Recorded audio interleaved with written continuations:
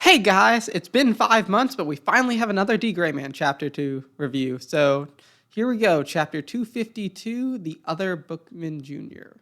So before I get into this, I just want to first off highlight my new thumbnail. I feel like it's a lot higher quality than the ones I've been doing earlier, so I feel really proud of it, and I hope you guys like it too. But I also wanted to go over what happened in the previous chapters to kind of lead up to this point because of just how long it's been. And I know a lot of you probably reread the previous chapter, but it's nice to give this recap, and I'll try to keep it brief before I move into the new chapter. So essentially what has happened is Alan's whole quest up to this point is to find the Campbell Mansion and then learn about Nea. Because if he learns about Nea through the memories of Nea that's inside of him as the host, he'll fade away. It's what Cross told him to do, so he's doing it. And the only way he can find this mansion is to go to the Zoogle bookstore, which he went to in the previous chapter, in order, as they know the location of it. However, we learn a little bit more about Alan's past, as apparently him, along with the former Bookman Jr., which was Bookman's former apprentice, so to speak, or the next Bookman, worked with Alan as like someone who protected Nea, or protected Alan, who was the host of Nea. So he disappeared, and nobody knows what happened to him.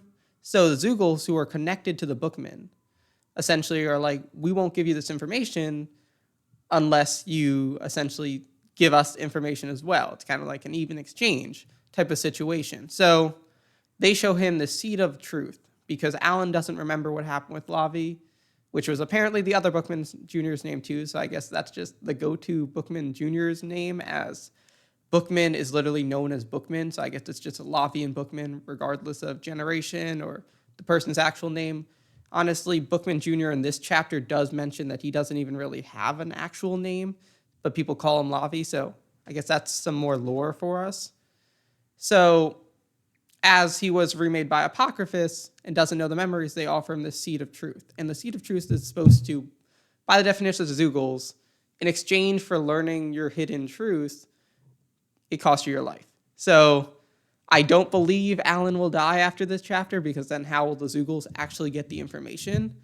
But we get into this flashback, and it's multiple flashbacks within this flashback, which it's a lot of times saying flashback in a row. But I guess that's all kind of the most important context that we need going into this now. So the chapter starts where the previous one left off, where Alan is waking up kind of, and he sees Lavi, and they're stuck in the rain in a cave. So naturally, they just kind of talk, because unlike what I honestly expected, is that they actually didn't really know each other at the point of where this flashback began. They only recently began to travel together. So Alan is kind of curious, like, why is Lavi, or I might just call him the other Bookman. I might just switch between the two names, and I apologize for that. I'm thinking about making a whole video on this other Lavi a little bit later. Also has a nice thumbnail that I'm working on. Pretty proud of these compared to the ones that I have out. So anyways, I digress, back to the story. So anyways, Alan is curious, like, who are you? Who's Nea? Because I haven't really met either of you before. So this honestly is surprising to other Bookmen or Lavi, because he expected that Alan knew Nea to some extent. But as we find out in this chapter, Alan meets Nea like once before he becomes the host, and he's dying. He was apparently a soldier in his previous life, and he was dying, and Nea shows up and essentially is like, as Alan refers to him, a demon, like making a deal with the devil type of thing, where Nea offers Alan his greatest wish in exchange for becoming the host. So, but I'll get into that a little more. I know I'm kind of bouncing around a little bit, and I apologize, but there's just so much in this chapter, and I'm really excited that D.Gray Man's back. So anyways, they're stuck in the rain, so they might as well talk and get to know each other, because Lavi is willing to protect Alan with his life, as Alan is Nea's host. So essentially, here is where we get into kind of all the lore that's going on. He explains that he is like a bookman, which he explains kind of the general gist of what a bookman is, because Alan wouldn't know. Bookmen are really hidden throughout the world, same with the Zoogles, It's only known by the people taking place in these hidden wars. And clearly, as Allen didn't know what Nea was or um, who the Bookmen are, any of that stuff, it's clear that he wasn't fighting like on the side of the Exorcist against the Noahs, or on the Noah side, which realistically wouldn't happen because that's just Akumas, it's foot soldiers. So it's interesting to kind of see Allen learn about this stuff. And then he also says that he's Nea's best friend, which I find is hilarious because he's like, you only consider yourself Nea's best friend? And he's like, yeah, well, he rarely calls me his best friend. I mean, but I know. And that fully lines up with the character that we've seen for Nea so far, because Nea really isn't that kind of deep of a character. Sorry, not deep. Deep is the wrong word. But Nea isn't really like a passionate person. You could see what happens when like Nea came out back like 30 chapters ago or like 5 years ago, when Link shows up and is like, I want to work with you, not Allen. I want to work with you. And Nea's like, I don't work with humans. And then he's like, but what about Cross? It's like, don't even get me started on Cross. Cross, I only worked with him because I had to. And I feel like that's kind of the situation here too, where maybe Nea does actually like Cross, but he doesn't want to admit that he does. But yeah, that's just really funny to me. Allen kind of thinks here where it seems like that's the kind of person that he is.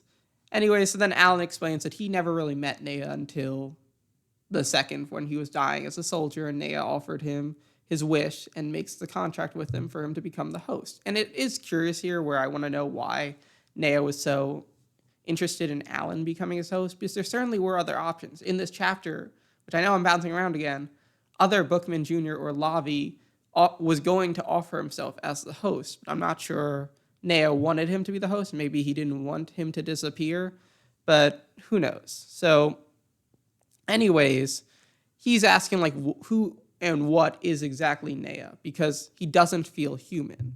And honestly, what's really surprising here is that Lavi kind of agrees that he's not human, which is weird because of what happened with Rode all the way back in the beginning. When Rode first meets Allen, and Allen kind of attacks her, assuming she's like some sort of Akuma or some sort of evil creature, she says that like, we are human. We are like the true humans, unlike you guys. Like the whole hugging him, be like, this is warmth, you know, like only something that humans can have. So it's weird here that Lavi kind of backs up the thought that Nea isn't actually human, which could make sense because Nea and Mana together are the Earl, and maybe the Earl himself isn't exactly human, but the rest of the Noahs are. Who's to say? I feel like we'll learn more about that as the story goes on. But I love Lavi's reaction here when Allen's like, he comes to you when you're dying and offers you a deal. He kind of feels like a demon from a fairy tale. And Lavi's like, that just like laughs out loud super hilariously. But he's like, okay, well, if you think that, why did you trust him? And Allen says like he believed his eyes look very trustworthy, which, I mean, we don't really get to see much of Nea, but it's good enough reason, I guess. I mean, he was going to grant Allen's wish, which is another thing we do not know, because back in chapter 248, when Nea kind of reveals that Allen willingly gave up his body to Nea as the host before like the whole Apocryphos stuff that actually happens in this chapter, he said your vow, your wish, and your appearance are all different and you don't remember them. So inherently, this is kind of telling us as an audience that we don't know what his wish is, but this Allen does. And potentially the Allen that's looking back at these memories only gets to see certain memories. He doesn't get to see them all. He only gets maybe the ones specifically focused around Bookman Jr. So who knows? Because you literally see after like this conversation ends, it seems like it fast forwards. And I don't know if that's for our benefit as the audience, because the way the story goes, they could have definitely had like 4 or 5 chapters of Allen and Bookman Jr. kind of getting to know each other better and for us to learn better about them. But I feel like what they did with this chapter gave us enough of like what's important for the story, and maybe Hoshino just decides that it's better to do it this way. And I personally kind of would have wanted to see a little more of Bookman Jr. Maybe Bookman Jr. is a part of Allen, which I'll get to later, and like all the theories at the end. But anyways, so all this kind of goes on, and Allen's like, I trusted his eyes. But like, who is he, and like, what exactly is he? And like I said, Lavi says like he isn't human, but he's always been running to find the meaning of his existence, which is really interesting, especially because of what we know about Nea, as Nea is kind of like the 14th. He's not a natural Noah. He's not someone who technically was born to exist. Mana and Nea split from the original Earl, and then Mana ultimately re-becomes the Earl later. So maybe he's wondering, like, why did he exist as a person? Like, what was the reason for his existence? What's the reason for anyone's existence? And, like, that might be Nea's kind of goal within all of this. Maybe, like, he says, I'm going to become the Millennium Earl, like, back a lot of chapters ago, and, like, all right, maybe 211, I think. Don't quote me on that. But maybe that's just because he thinks maybe that's my destiny, my existence, my goal is to become the Earl, but Mana ultimately became the Earl afterwards, which is why he's like, I'm going to kill Mana, but Mana also loves Nea, and it's a really weird, interesting dynamic that the two of them have. So anyways, he kind of says that after that, explaining it to Allen, he decides to become the host. Lavi's goal was to become the host, because he kept seeing all of these hidden wars, and he could only stand there as a bystander, which is like kind of what a bookman has to do. They have to record the history. They're not meant to interact in it. We see it many times where while Bookman and future Lavi, or the second Lavi, or the main Lavi in the story, are on the side of the Exorcist, their goal isn't to actually defeat the Exorcist. You can see, though, that Lavi, similarly to this Lavi, does have a lot more compassion for like the people comparatively to just writing down the stories. Because when Allen died, or pseudo died, at the hands of Tiki at the beginning of the, like, at the end of the Fallen 1 arc, you could see Lavi and Lena Lee, they're all like heartbroken. But Bookman is just kind of thinking, I don't think he's going to die, not because I care about him as much, but more so because he was known by Havaska as the destroyer of time. And I don't think the destroyer of time, which time could mean millennium, hence the destroyer of the Millennium Earl, would die this early without doing anything. He wouldn't have fulfilled his destiny, which is 100% true. So he decides, I'm going to become Nea's host, and maybe in that way I can kind of do something. Anyways, naturally, Allen became the host first, and he can't really do that. Allen then says, why don't you just go back? I mean, you're not going to become the host anymore, so you can just go back to your order. I'm sure everyone's missing you, and you could just act like you were never gone. But he's like, are you sure you're fine protecting me, despite not really knowing me that well, or anything along that lines, where then Lavi responds with, I'll protect you with my life. Even if I put it all into words right now, it might not get through to you, Allen. I'm sure I bear a very complicated destiny. And then Allen says that he shares a very similar eyes, and like the same feeling that Allen had with Nea, he has with Lavi here. So anyways, they have like their huge journey, and he's like, we'll learn more about each other later, but that gives like at least the introduction, so to speak, between the two of them, as they probably were only traveling together up to this point for at most a week. Maybe they just got some food, met up. Lavi was tracking Nea, found Allen. Allen's the host, and then they go on their journey. It rains. They have to stay in this cave for a little bit. So anyways, after that, this is where I got into the fast forwarding part, where we don't know exactly how much time passes after this, but it's like the memory distorts, and the next thing we see is literally an arm coming, and it rips off Allen's arm. So Allen didn't originally have innocence in his arm. It was just one of his two arms, which is both very interesting and not. I mean, it would have been hard for Nea to pick him as the host had he have had an innocence arm to begin with.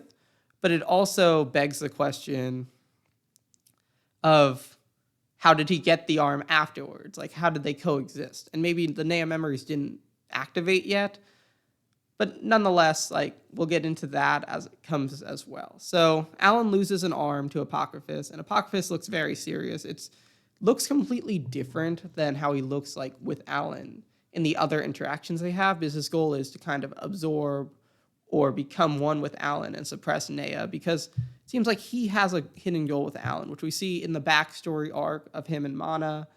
We see when he meets Allen for the first time, and he would rather become one with Allen rather than just kill him and destroy the Noah or Nea within him. But in this time, he's like, I found the host. I'm going to devour you with innocence and kind of make sure that you don't even exist anymore. And this is like not the same way where he's like, we can work together and suppress Nea. Maybe he has the same goal here, even where like the more I'm rereading this and thinking about it out loud, maybe his goal is the same in this situation where he's saying devour you and he wants to kind of defeat Nea. Nonetheless, he actually is doing something very interesting here where he's attacking using another piece of innocence. Like what we've seen from him so far, he doesn't use other shards of innocence. He's inherently his own innocence in its own right. So the fact that he's using another piece of innocence right here, which is ultimately what I assume is going to become Allen's innocence, as when he's attacked by it and devoured, you see that it starts to become hand-shaped, which is Allen's like original parasite type hand arm. So essentially that innocence attacks him, and Allen's like, I have to resist. I have to keep my promise. I have to essentially become the host for Nea. But when the innocence attacks him, it hits him with like this de-aging ray, so to speak. But it's like scattering his body apart. But like his arm is starting to form. And he's seeing like his life is being taken away. Maybe it's being devoured by Apocryphos. Maybe it's something else. But ultimately, Apocryphos does like this banger pose where he's like disappear. And Allen is literally fading away. Like he de-ages to the point of where he is at the start of the Mana backstory, which explains why he's younger. A lot of people were like, why is he younger? It's mentioned by Cross that Allen, or Nea's host, is supposed to be like 35, 40 by this point. How would it be this kid? And it's explained right here, I guess. He hits him with the de-aging. And maybe that's what innocence does when it attacks a Noah. We really don't know. The only fight that we get to see between Apocryphos and Noah are both either really short or cut off. So we haven't gotten to this point in one of those fights, as well as this is Allen who's pre-awakening the Noah memory, so has no way to defend himself.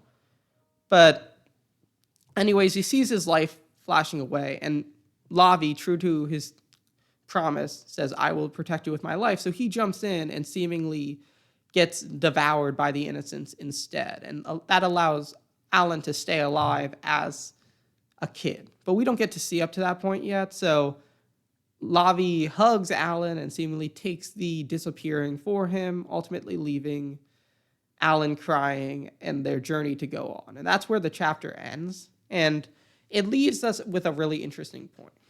Because right now, Bookman sacrificed himself.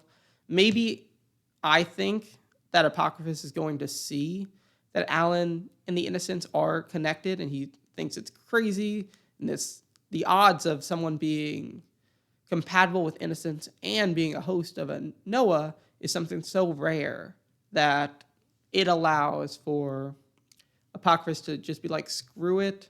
I'm going to remake you with Innocence, giving you the parasite type arm officially, wipe your memories because we can't have you dealing with any of this, because he can literally do that, wipe his memories. It's been shown multiple times, including the first appearance, when as he was trying to do that and suppress Allen was able to see that Apocryphos killed Cross, so he decides not and tries to fight him. Anyways, so at that point, maybe Apocryphos gets word from the heart and decides to remake Allen, and Allen becomes the Allen that we know today, or the Allen we know in the backstory, and then becomes the Allen that is with Cross, and then becomes the Allen we know today. Anyways, this brings a lot of theories here, and I, quite frankly, want to believe after this point that Allen is officially not the Heart of Innocence, Because if this is the innocence that he has with him this whole time, then that would, by logic, mean that Apocryphos was attacking with the heart of innocence, which is a huge gamble on his end. And I know Nea Allen pre-innocence, like original Allen and Lavi, neither of them have any real way of fighting against a Noah or an exorcist. So that could be a risk he'd be willing to take there, but I just don't think it is. Like, why would he bring out the heart? Is the heart even still alive? There's a bunch of stuff in the previous backstory, which I'm also think that Allen isn't the heart. He's the main character, so I wouldn't be shocked if he was. But I want to believe he isn't, because I don't think he needs to be. But I don't know. That's just where like my head's going. I'm curious where the next chapter goes. If we stay in the backstory, I do think Allen's naturally going to stay alive. It's the Zoogles need to learn the truth about Bookman. That's their whole thing here. They're like, you're the only person who might know where his remains are, who he was, type of stuff. So let's just agree. So I think it's more just like, are you willing to sacrifice yourself for us? And that's the way we can decide whether we can trust you with the information you're seeking.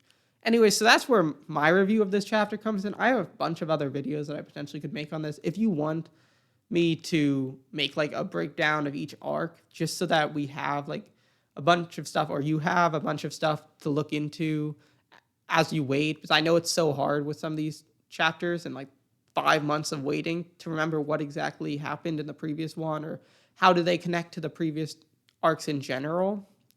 If you do want that, please let me know in the comments. If you have any like specific video ideas that you want me to discuss, like I said, I'm already thinking about making a video for Other Lavi. If you like my thumbnail as well and want me to keep like making them in this type of style, also please let me know on that, because I feel really proud of it. I know it's not anything too fancy, but I enjoy it. Anyways, thank you if you stayed all the way to 22 minutes. That doesn't really happen that often for me, because my nose is kind of nasally. I'm kind of sick right now.